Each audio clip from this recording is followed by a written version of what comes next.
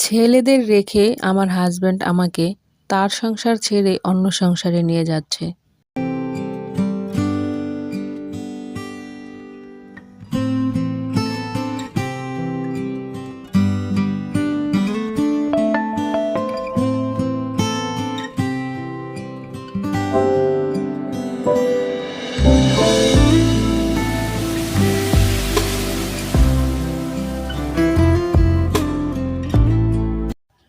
আসসালামু আলাইকুম।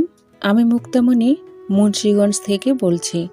রাকিবস মম চ্যানেলে আপনাদের আরও একবার স্বাগত জানাই। কাছে এবং দূরে, দেশ এবং দেশের বাইরে যে যেখান থেকে আমার আজকের ভিডিওটি দেখছেন, আশা করছি আল্লাহর রহমতে সকলেই ভালো আছেন। আমরাও আলহামদুলিল্লাহ ভালো আছি।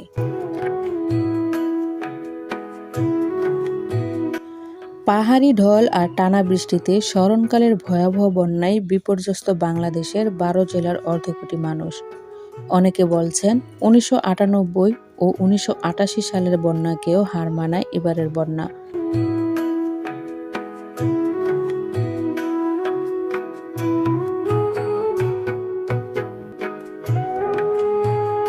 ভারতের ত্রিপুরা রাজ্যের গোমতী নদীর উজানে ডুমুর বাঁধ খুলে দেয় রাতারাতি ডুবে যায় বাংলাদেশের ফেনী জেলা সহ কয়েকটি জেলা।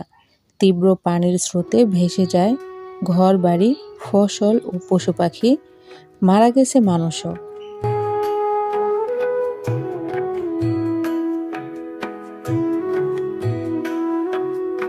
কোনো নিয়ম নীতির তোয়াক্কা না করেই ভারত ৩০টি নদীতে একের পর এক বাঁধ দিয়ে গেছে ইচ্ছে মতো। পানি নিয়ে ভারতের রাজনীতি আর অগ্রাসন নীতি বরাবরের মতো আবারও প্রমাণ করল উজানের দেশ ভারত। অমানবিকভাবে হঠাৎ বাঁধ খুলে দিয়ে ভারত যে আচরণ করল, তা আমি একজন বাংলাদেশি হয়ে মানতে পারছি না।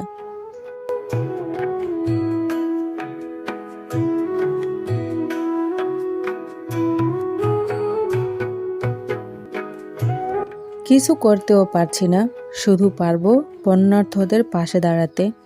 আপনার আমার কতটুকু সামর্থ্য আছে সেটুকু শুধু আপনি আমি জানি, আর জানে আল্লাহ। তো তাকে সন্তুষ্ট করার জন্য এই মুহূর্তে তার বান্দাকে সহায়তা করা আমাদের প্রত্যেকেরই উচিত।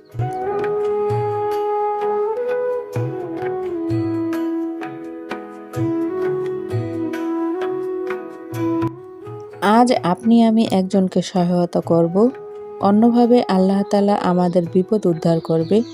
এটাই নিয়ম, এটাই সৃষ্টির শুরু থেকে হয়ে এসেছে, আজও চলছে, ভবিষ্যতেও থাকবে। আমরা আমাদের সাধ্য অনুযায়ী এই মুহূর্তে বন্যার্থদের সাহায্য করব।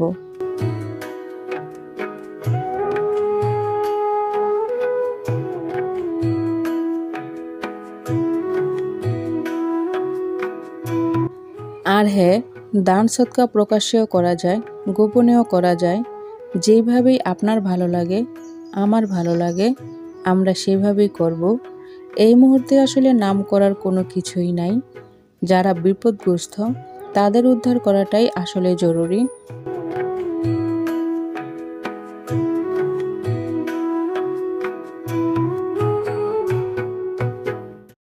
আমি জানি আমি খুবই ছোট একজন কন্টেন্ট ক্রিয়েটর। আমার কথা হয়তো কারো কাছেই পৌঁছাবে না, তবুও দিন শেষে আমি তো একজন মানুষ। আমারও তো আবেগ আছে, অনুভূতি আছে। মানুষের জন্য মন কাঁদে, দেশের খারাপ অবস্থায় এগিয়ে যেতে ইচ্ছে হয়। দেশের এই অবস্থায় নিজের ভিতর থেকে যা আসছে সেটাই বলছি।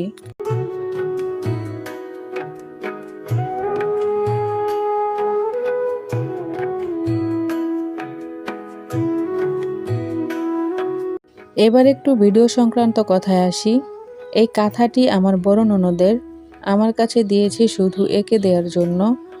আঁকিঝুঁকি করাও আমার আরও একটি পছন্দের কাজ।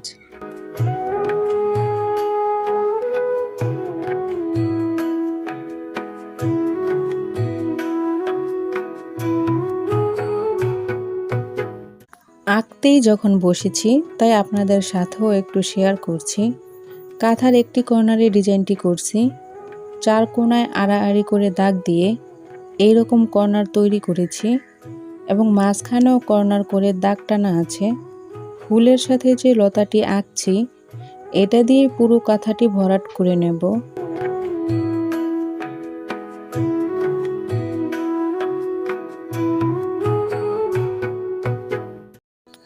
আপনাদের বোঝার সুবিধার্থে একটি কর্নার পুরোটাই একই দেখিয়েছি, জানি না কতটুকু বোঝা যায়। আমার ঘরে অনেক আলো থাকার কারণে ডিজাইনটি দূর থেকে ভালো বোঝা যাচ্ছে না। আপনারা তো জানেন আমরা এখানে 5 জা একসাথে থাকি।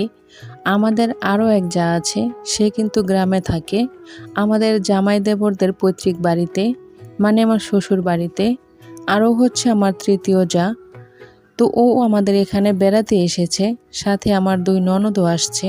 সব মিলিয়ে অনেক রান্নাবান্না, সাথে কাজের চাপের কারণে একদমই ভিডিও করা হয় নাই।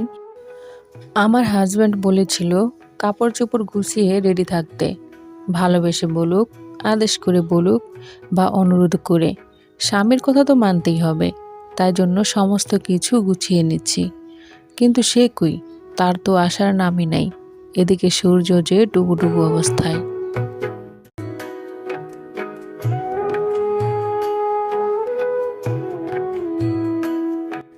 ছেলেদের রেখে আমার হাজব্যান্ড আমাকে তার সংসার ছেড়ে অন্য সংসারে নিয়ে যাচ্ছে।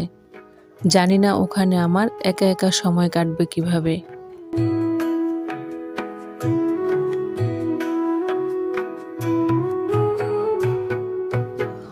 অবশেষে সে এসেছে আর আমরা বিকেল 6টার দিকে রওনা দিলাম। বড় ছেলের কলেজ, ছোট ছেলের স্কুল, কোচিং সবই খোলা, তাই ওদের রেখে আমরা স্বামী স্ত্রী দুজনেই যাচ্ছি। ছেলেরা একটু বড় হয়ে যাওয়াতে ওরা এখন আর আমাদের সাথে কোথাও যেতে চায় না। তাছাড়া আমাদের যেহেতু যৌথ পরিবার, আমরা ছাড়াও আরও অনেকে আছে, আমার ছেলেদের কোনো অসুবিধাই হবে না। আর এদিকে আমাদের গাড়ি কিন্তু আবদুল্লাপুর ক্রস করেছে আর রাস্তার বাতিগুলিও জ্বলতে শুরু করেছে, তার মানে সূর্য ডুবে গিয়েছে। আমার কিন্তু রাতের জার্নি বেশ মজা লাগে। এখন আমরা জাতির পিতা হজরত ইব্রাহিম আলাইহিস সালাম এক্সপ্রেস ক্রস করছি। এইটা হচ্ছে আমার শ্বশুর বাড়ি। যা তো ঢাকায় গেছে, এবার দেবরকেও পাঠিয়ে দেব ঢাকায়, কয়েকদিন বেরিয়ে আসবে। আর আমরা স্বামী স্ত্রী গ্রামে বেড়াবো। আস্তে আস্তে রাত হয়ে গেছে, রান্না করার সময় নাই, তাই দুধ রুটি খেয়ে রাতটা কাটিয়ে দেব। নতুন সংসারে আমার দিন কিভাবে কাটাবো সে ব্যাপারে কথা বলবো আগামী ভিডিওতে। সেই পর্যন্ত সবাই ভালো থাকবেন। আল্লাহ হাফেজ।